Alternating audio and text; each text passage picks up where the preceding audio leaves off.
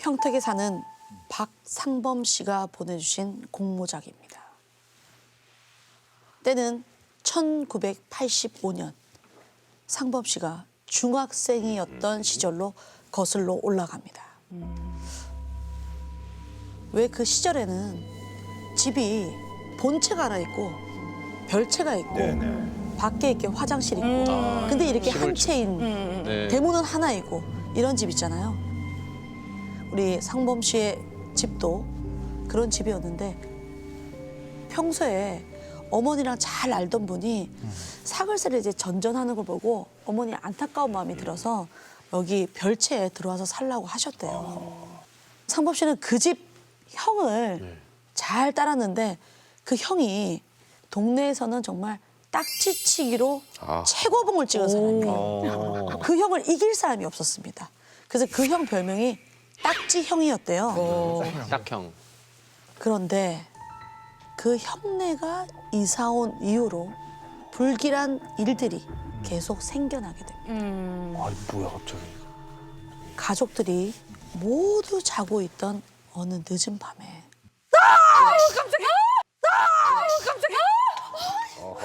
왜 이래?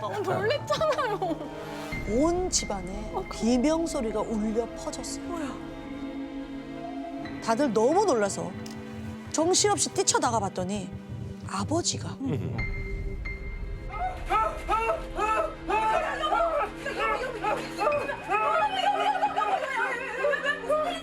그래서 상범 씨가 아버지 왜 그러세요? 어디 다치셨어요? 무슨 일인가 싶어서 다급하게 물어봤더니 딱지네 아버지가 나 봤어.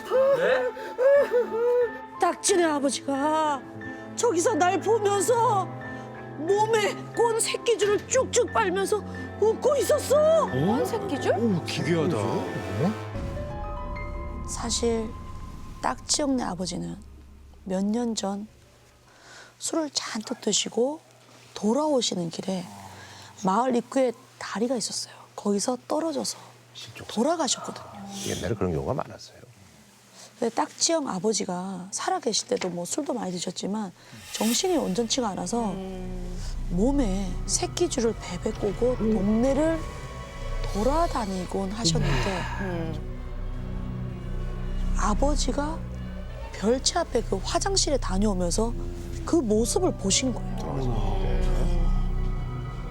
그날 이후에 늦은 밤이나 이른 새벽에 그 어디매쯤에서 북소리랑 징소리가 울려 퍼지기 시작했어요.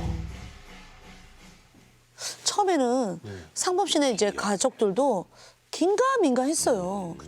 근데 이웃 주민들도 그 소리가 들린다는 거야. 그래서 결국 이제 부모님이 그 딱지 형네 어머니를 찾아가서 이 새벽마다 이게 뭔 소리냐라고 따졌어요. 딱지 엄마가 이렇게 얘기를 하는 거예요. 사실 딱지 아버지 그렇게 가고 그 다음 해에 신기가 생겨서 내가 신내림을 받았거든요. 아, 그래서 신당. 근데 우리 집안에 신당이 있는 거예요 지금. 어머니는 이제 길길이 날뛰셨고 그렇죠. 동네 떠나가라 큰 소리로 두 분이 싸우셨어요. 아니 하루 이틀이 아니니까 그렇죠. 저도 봐줄 만큼 봐줬다고요. 딱지형네 어머니는 결국 어머니와 연을 끊고 읍내로 이사를 가게 돼요. 느낌이 안 좋은데. 진짜는 이제부터입니다. 왜 떠났는데 왜 떠났잖아요. 상범 씨가 갑자기 알아눕기 시작합니다. 이런.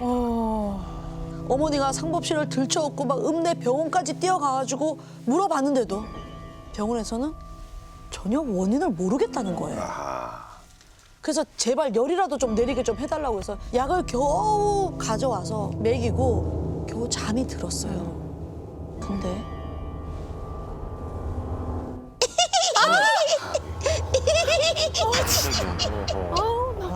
귓가에 소름 끼치는 웃음소리가 들리는 거예요. 이게 꿈인지 생신지 귓속에 울려 퍼지는 이 소름 끼치는 목소리에 눈을 번쩍 떠봤더니 파란색 불덩이가 천장에 미친 듯이 원을 그리면서 돌고 있는 거예요. 그러면서 너 가방 잘 챙겨. 내가 가져가면 그 속에 네 목숨줄까지 챙겨갈 거야. 이런 소리가 들리는 거야. 그러더니 갑자기 불덩이가 가슴 쪽으로 쑥 내려가.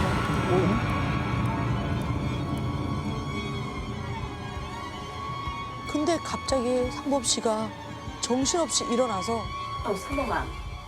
머리맡에 있던 그 담요를 갖다가 어머니한테 막 안겨주더니 앉은 상태로 그 안방을 막 꽁충꽁충 막 뛰어다니는 거예요. 잠시. 이 상범아. 어머니가 얼마나 놀랬겠어요. 주무르면서 막 애 진정시키려고 막 엄청나게 애를 쓰셨대요. 그래서 고비를 넘겼다라고 했는데 그 다음 날 상범 씨의 이상한 행동이 또 시작됩니다. 아, 약을 먹였는데도. 전날 들었던 그 소름 끼치는 목소리가 또 귀에 들려오는 거. 넌 평생 말을 할 수 없을 만큼 혀가 무거워지고 혓바닥이 길어져서 그게 네 목을 조를 거야. 익숙한 느낌에 다시 눈을 번쩍 떴더니 이번에는 방바닥에 찰싹 달라붙어서 일어날 수가 없었대요. 놀란 상범 씨가 온몸을 막 보듬거리면서 몸을 일으키려고 하니까 급기야 막 그 혀가 만큼 늘어나서 방바닥이 질질 끌리는 거예요. 일어날 수가 없어요.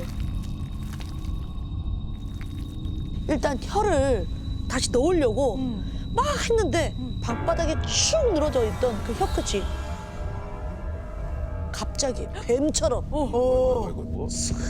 목을 감싸면서 목을 조르기 시작합니다. 웬일이야? 진짜로 그렇게 됐네. 살려주세요. 살려 누구 없어요. 살려주세요. 상무 씨가 계속 외치는데도 막 목이 조여오는 거.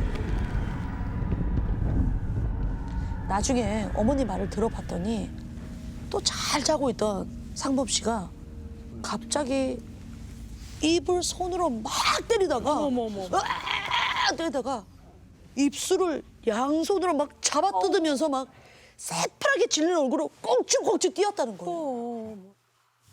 그러니까 그 모습이 마치 무당이 접신했을 때처럼 탈 때처럼. 막 꽁충꽁충 막 뛰는 거예요.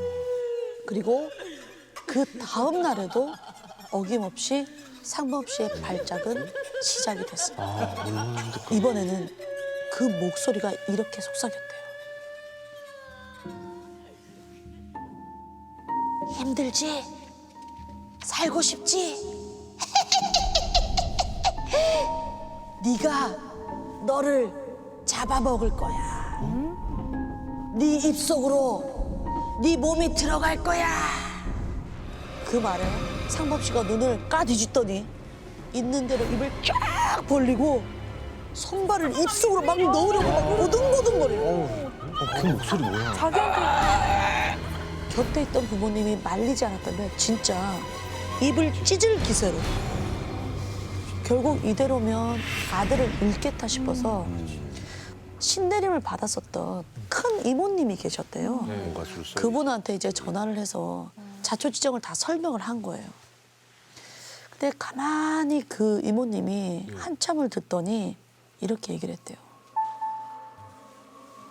너희 집 주변, 특히 굴뚝 밑이나 우물가 쪽에서 파내면 뭔가 나올 건데 그거를 아무도 모르게 불태워라 라고 얘기를 하대요. 그리고 이 한마디를 더 보탭니다. 그 못된 것이 너한테 앙심 품고 살을 놓고 갔구나. 딱지요. 그날 밤 온 집안을 샅샅이 뒤지던 부모님은 결국 안방 굴뚝 밑에 그 아래 땅을 판 흔적을 발견하게 돼요. 그곳에서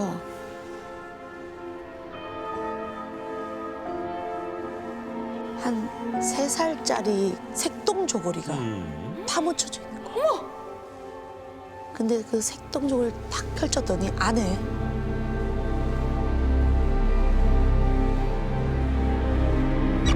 바늘 상범씨랑 부적 한 장이 들어있습니다. 와, 아이고, 야. 저주네. 저주네라구나. 어머니는 그걸 들고 나가서 천지신명님께 기도드리면서 그거를 불태웠어요. 그리고 이튿날 상범 씨를 며칠 동안 괴롭히는 그 고열, 그 이상 행동 같은 거 있죠? 씻은 듯이 아이고, 아이고, 사라졌어요. 다행이네. 와, 근데 이야기는 여기서 끝이 아닙니다. 반전이 뭐가 있구나.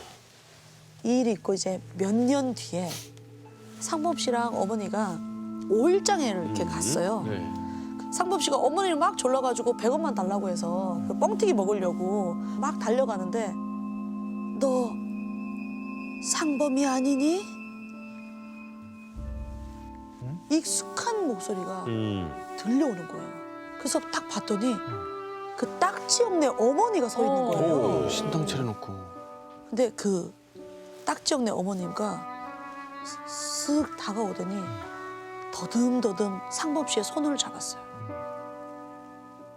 어린 것한데 내가 그 못된 짓을 했으니 신을 모시는 것이 못된 마음을 먹어서 신벌을 받았어.